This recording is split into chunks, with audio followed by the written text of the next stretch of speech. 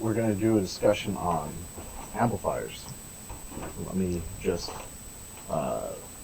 put where we start with this. This is not an operational amplifier, and just imagine this is just an amplifier in general. V in, V out. So we have a straight through gain. So this is how it starts, and then we say shorthand it, and we say something like this. And we do in versus V out, and then we do a common ground, and then we pull these forward. Okay? And then a lot of times we just simplify it down to this. And this is not an operational amplifier. Notice there's only one input, there's not two. But you can make this into an operational amplifier, and you can make an operational amplifier look like it. So these are generic. Okay? And just the gain on this is V out over V in is equal to AV, which has units of volts per volt. Okay? And so that's what we want to look at, input versus output. Okay, so we aren't going to get too much into this. We want to do power gain. Okay? Power gain for one of these. So when we have an amplifier like this, there's V in, V out.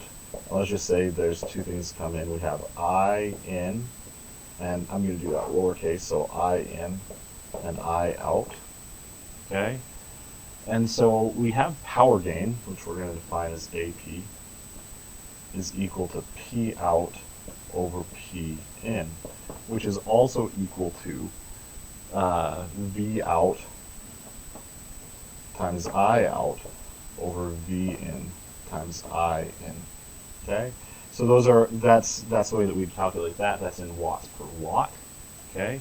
You could also calculate this by just saying if there's a load out here, this connects to a load, we could look at this as like V squared over R, or I squared times L, or I squared times R.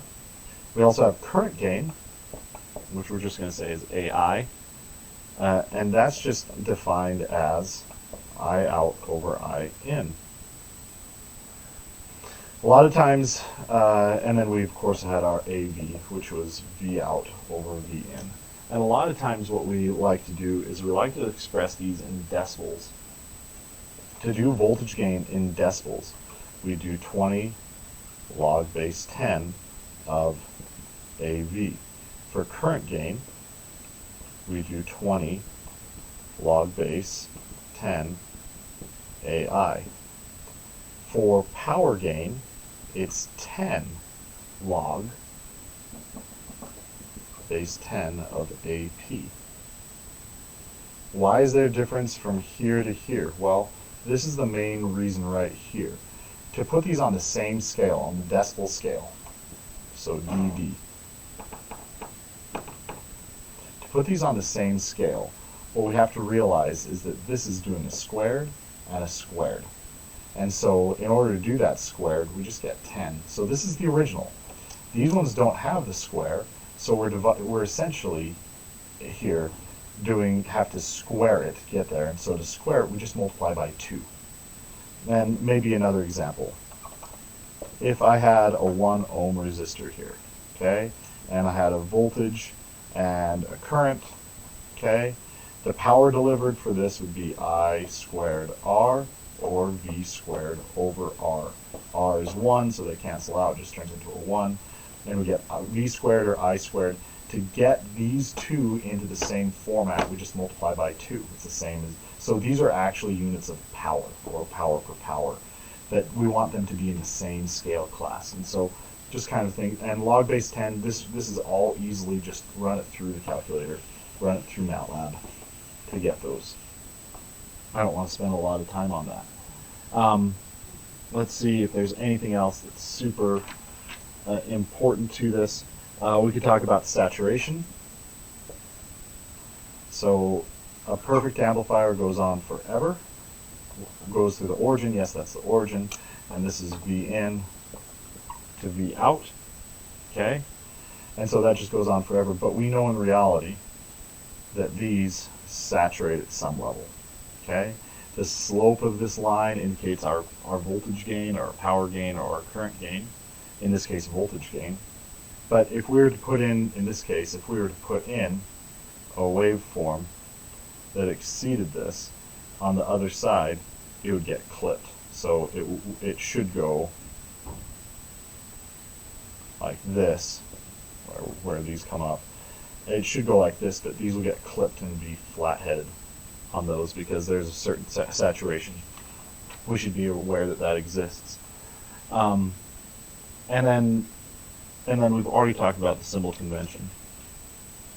Let's talk just a little bit about voltage amplifiers. That's the one that we're most familiar with. We haven't talked about current amplifiers, and I just want to express that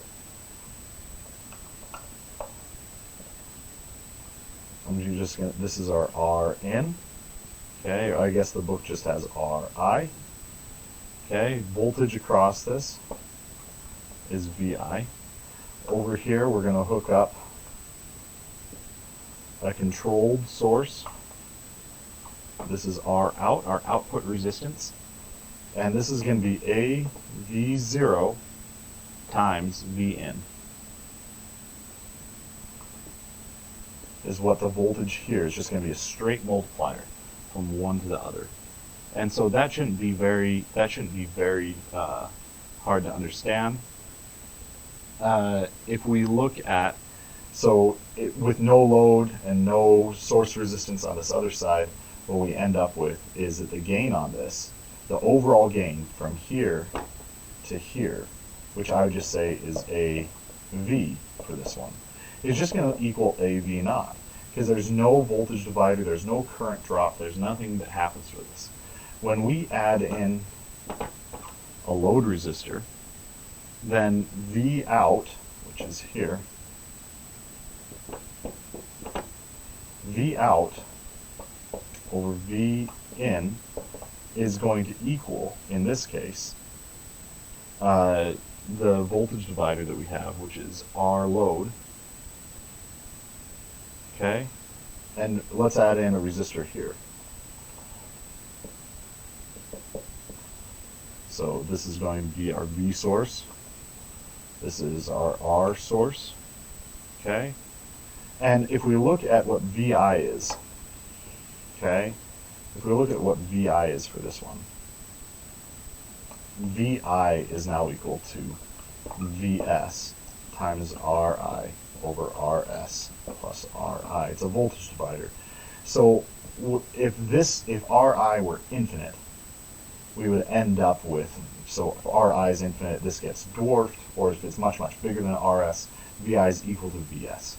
Same happens over here. If RL is much, much bigger than RO, then this voltage divider, because V out is equal to a V0 times VI times now RL over RL plus R out.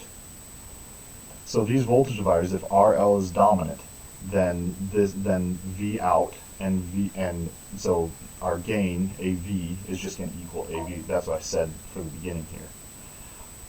But if it's not, then we have to take these into consideration, and we end up with AV, okay, is got to equal V out, and there's ways of doing this. We have to consider three different gains. The first is the internal gain. The second is the voltage gain from V in to V out. And the third is the gain from V source to V out. AV0 is just the internal gain. It should be defined. AV is going to equal, in this case, AV0 times this voltage divider. So this AV is equal to V out over V in. In this particular case, that's going to be multiplied through here, so that's going to be AV0, which should be given, times RL over RO plus RL. There's also one that I'm just going to call GV. This is the overall gain. It's from here to here. this is V out over Vs, which is going to be AV0 times, and we still have the voltage divider on the left, RL, RO plus RL. But then we also have this other voltage divider up here on the left, which is going to be RI over RS plus RI. And so we're just going to define these two things as these two different gains. Okay, so we have three differences: AV0, the internal, the apparent, and the overall. Okay, those are the three that we want to know. And once again, if we make these ratios of these proper, then all three should be very close to the same. We're also introducing some output and input resistance. If we've done this in the past with an op-amp, we've considered Ri to be infinite, and we've considered RO to be 0. And this is not the case. We can come up with amplifiers that are not that way. And so that was ideal before, and it's not going to be the same way anymore. So we are most familiar with voltage amplifiers, which is what we just built. But what we really want to deal with is, well, 4 different dependent sources. Okay, this is going to be V in, R in. That's not going to change for all of these. This is R out.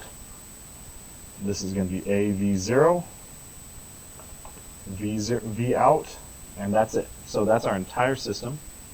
This is AV0 times V in. Voltage from here to here is V out. Okay, and this is really simple. AV0 in this particular case, with no load, okay, is equal to V out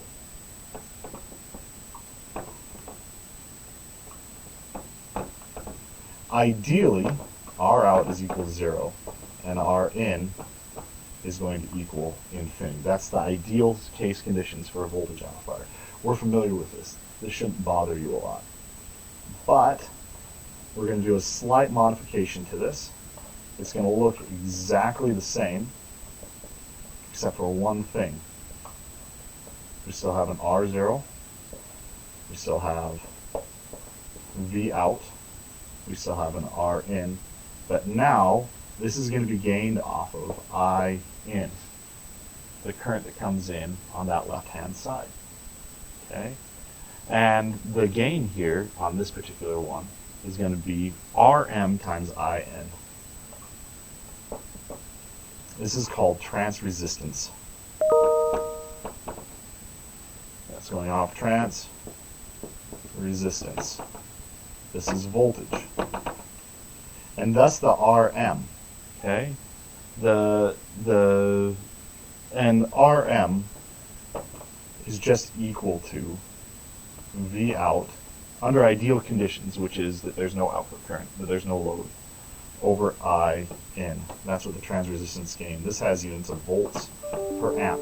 Thus trans resistance, not voltage gain. Volts per amp, ohms, trans resistance. That should make sense. So we're shoving in a current, and now we're measuring this current.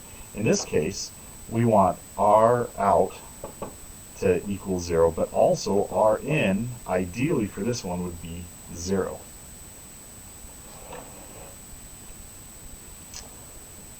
We're going to do our 2 other dependent sources. Instead of a voltage source, this is going to be a current source. Okay, and so the resistor doesn't go there. I drew that wrong. Our output resistor here, it goes in parallel. Okay, and so, sorry, we're going to erase this up to here. Hope you can remember those. We still have R in. We're going to measure the current somehow of R in. And this one is just going to be AI. Okay? Or they call it AIS times I in. Ugh, that's horrible. But let me redraw this. AIS. No, got to go further. AIS times I in. And then this is going to be our V out. Our gain on this one, AIS, is just equal to, okay, I out, which is going to be from here. I out comes out this way, okay, over I in. Okay, ideally on this one, R out is equal to infinity, and R in is also equal to infinity. That's what the ideal case is. Sorry, R in is equal to 0, my bad. Okay, and so basically the idea here is if we short this, we should be able to measure the direct current that goes through this. You get the idea, or if we put some kind of load here. Okay, so this is called current. This is current gain, has units of amps per amp. Last one, you can probably see it coming. This one is called transconductance. Current going up,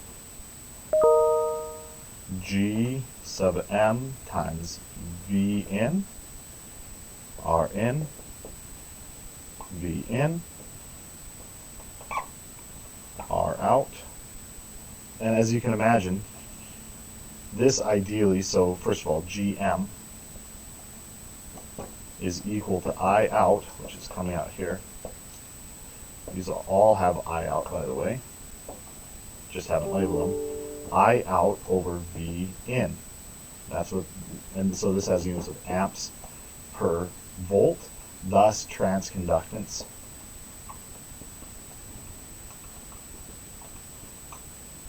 Okay.